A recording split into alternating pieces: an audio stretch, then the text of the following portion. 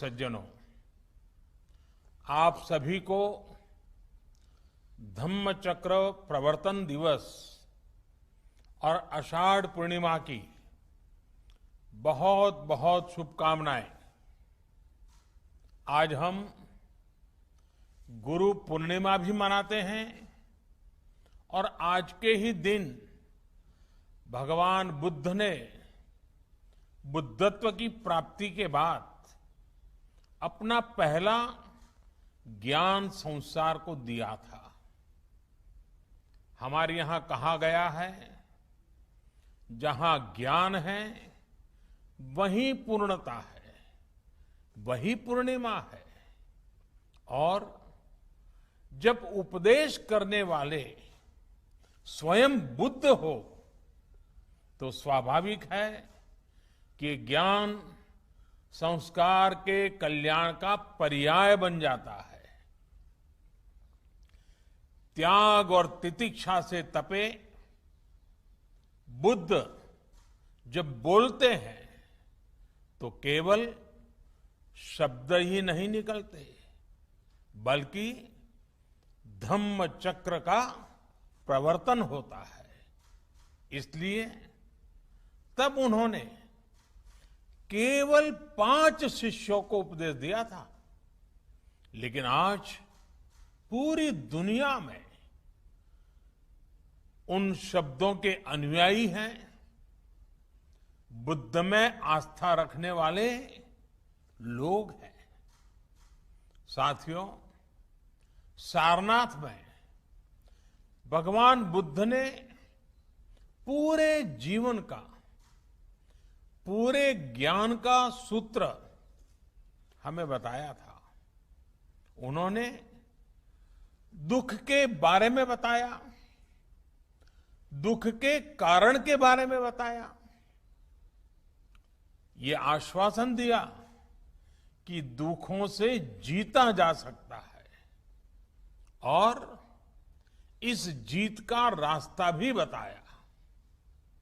भगवान बुद्ध ने हमें जीवन के लिए अष्टांग सूत्र 8 मंत्र दिए। समाधिठि, सम्मा संकल्पो, सम्मा वाचा, सम्मा कम्मंतो, सम्मा आजीवो, सम्मा वायामो, सम्मा सति और सम्मा समाधि।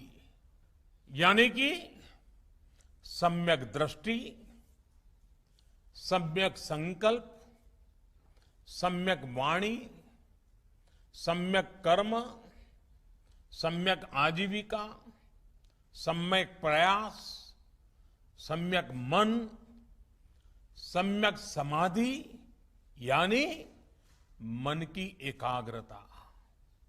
मन, वाणी और संकल्प में, हमारे कर्मों और प्रयासों में अगर ये संतुलन है तो हम दुखों से निकलकर प्रगति और सुख को हासिल कर सकते हैं।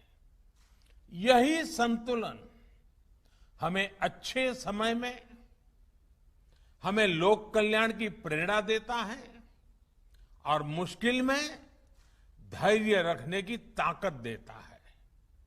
साथियों, आज कोरोना महामारी के रूप में मानवता के सामने वैसा ही संकट है जब भगवान बुद्ध हमारे लिए और भी प्रासंगिक हो जाते हैं।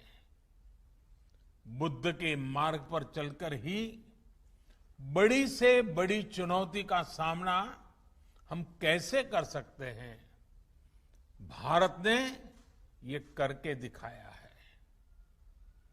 बुद्ध के सम्यक विचार को लेकर आज दुनिया के देश भी एक दूसरे का हाथ थाम रहे हैं, एक दूसरे की ताकत बन रहे हैं।